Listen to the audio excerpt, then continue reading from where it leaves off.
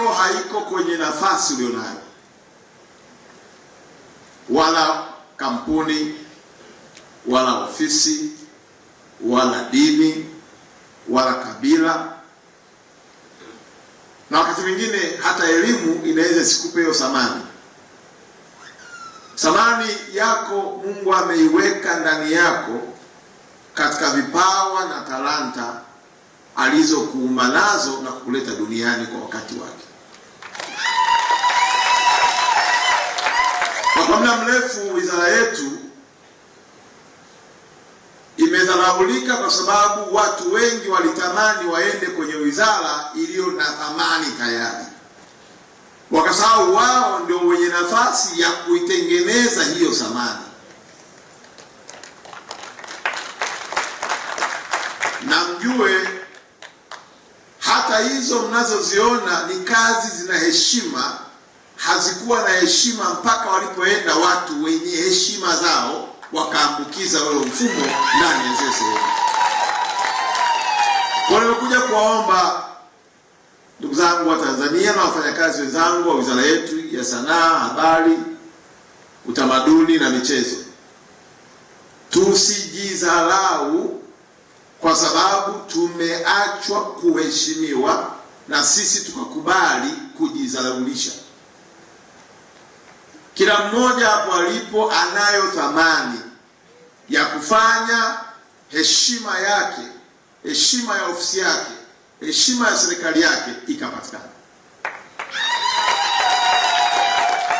Mnaweza mkawa mnakaa kwenye halmashauri, wakuu wa idara wakienda, wewe hata ukinyosha mkono uchangie, mwenyekiti wa halmashauri au meya hata hakuoni, na wakati mwingine mkurugenzi wa kuangalia kwa jicho kwamba huyu naye anataka nini.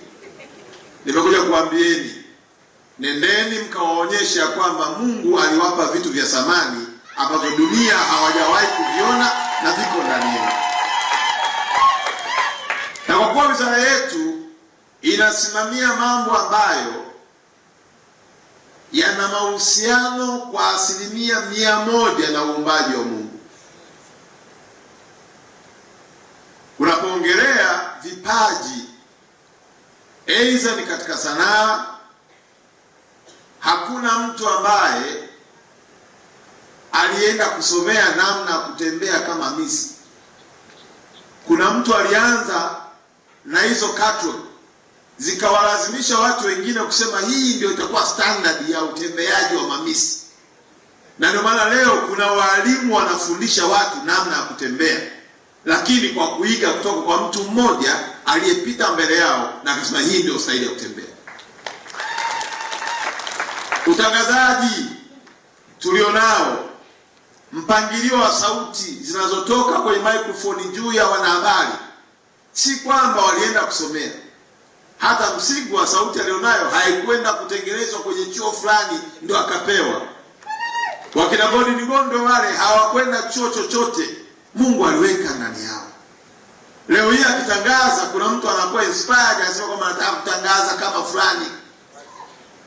Hiyo ni kazi inayofanywa na wizara yetu.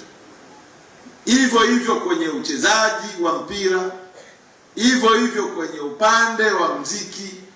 Kwa hiyo ndugu zanguni, hata tunapokwenda kwenye utamaduni, hakuna mtu aliyechaguliwa akajipangia yeye mwenyewe kwamba mimi nafaa kuwa kabila la Wasukuma ili niendeleze utamaduni wa Wasukuma. Ni utaratibu uliopangwa na Mwenyezi Mungu. Nani awe Masai, nani awe Mchaga, nani awe Mzigua, mwisho wa siku unabeba ile heshima ya utamaduni ambayo Mungu ametengeneza kwa ratiba zake.